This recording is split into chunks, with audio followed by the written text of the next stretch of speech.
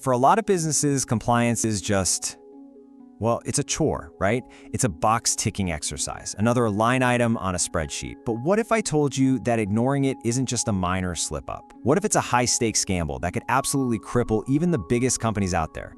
That's what we're going to unpack today. The real, and I mean real, cost of getting that gamble wrong. Let's just start with a number that should make anyone sit up and pay attention: $14.8 million.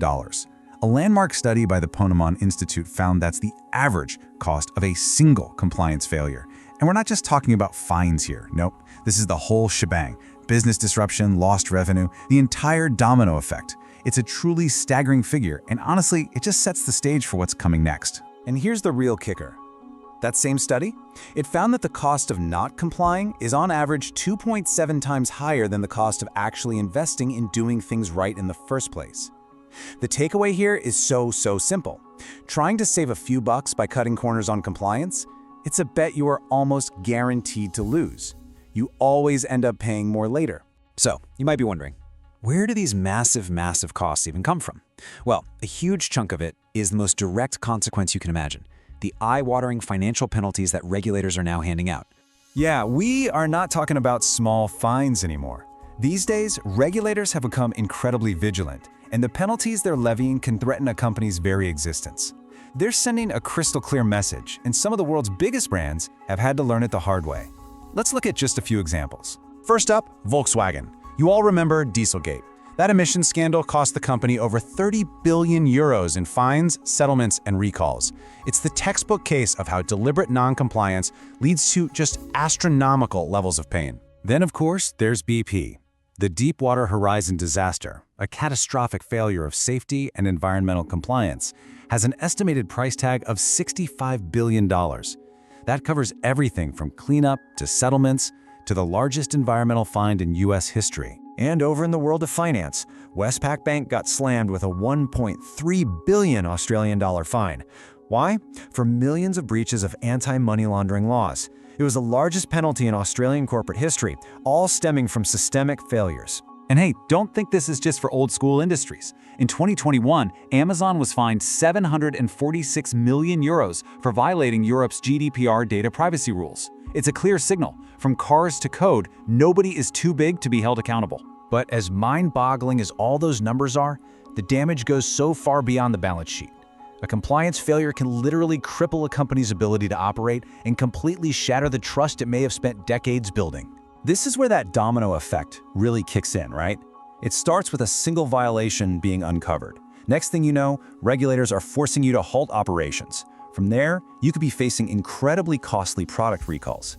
And even when that immediate fire is put out, you are now under a microscope with intense scrutiny that can slow everything down for years to come. But perhaps the biggest cost, the one you can't even really put on a spreadsheet, is the loss of trust. Fines can eventually be paid, but a broken reputation, that is so incredibly difficult to repair.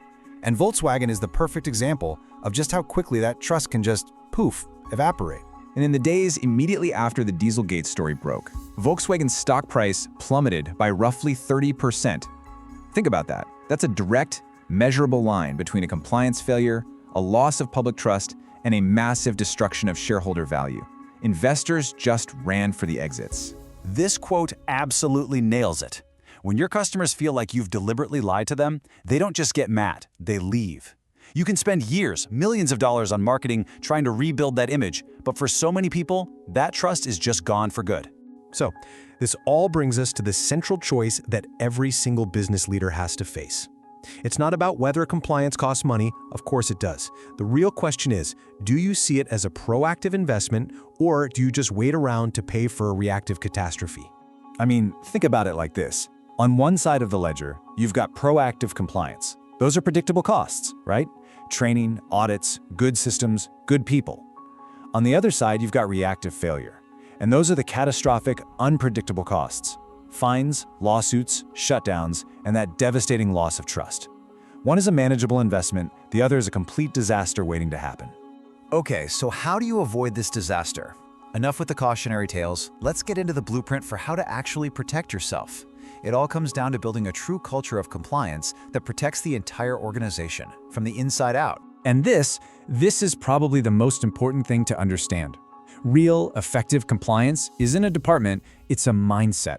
You can't just silo it with the lawyers and hope for the best. It has to be baked into the company's DNA. It's a shared commitment, from the CEO all the way to the front lines, to simply doing the right thing. So what does a culture like that actually look like?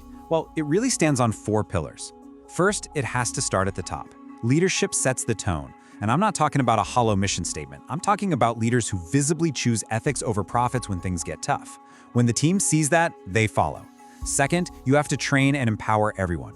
Your people need to understand the why behind the rules, not just memorize a checklist. When they feel that ownership, they become your first line of defense.